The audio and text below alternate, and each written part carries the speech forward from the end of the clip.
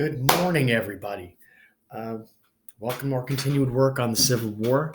Today, there's going to be another reading assignment as well as a primary source document to analyze by tomorrow afternoon.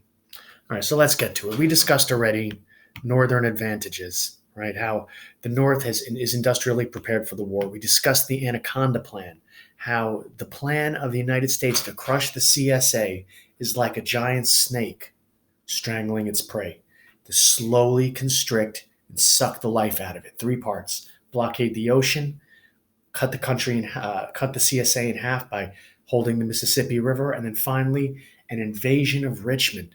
You guys got to remember that Richmond and the United States and Washington D.C., the two capitals of the United States and the CSA, are only about 100 miles apart. They're really close.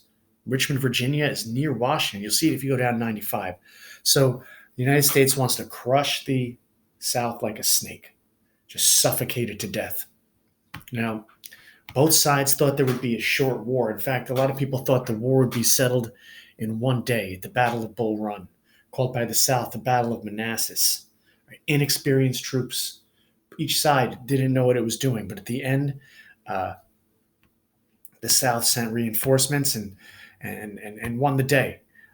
People gathered on hilltops nearby to watch the battle, bring the kids, see the carnage, see the bodies in the field, see these new weapons. All right, these new weapons, these better rifles, these cannons, just cutting people down in the field. Bring the families, see the carnage. The first photographs of people are taken.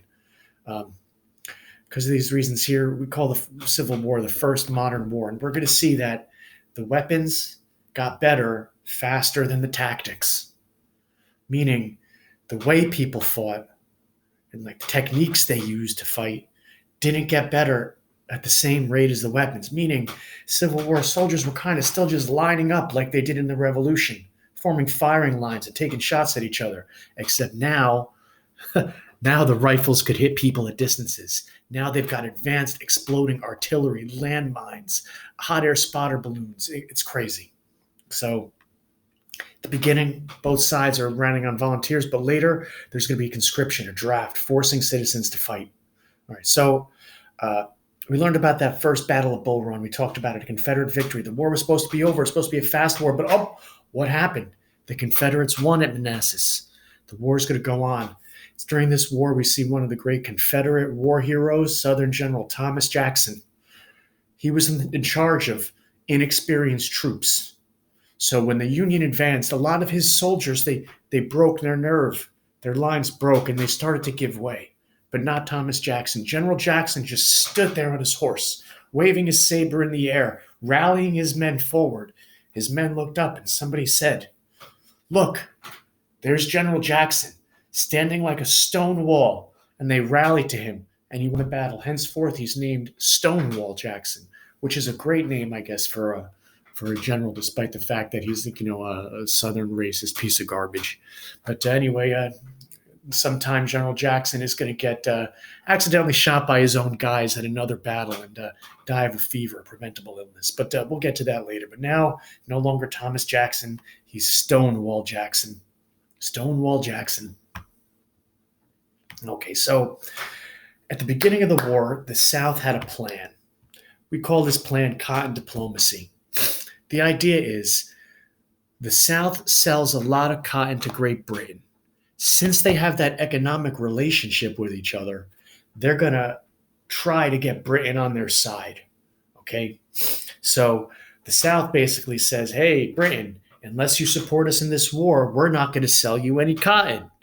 Britain was like, "I say, that's not very nice. We'll buy our cotton anywhere else." So they gave the South the shaft, and the strategy backfired. They bought their cotton from England.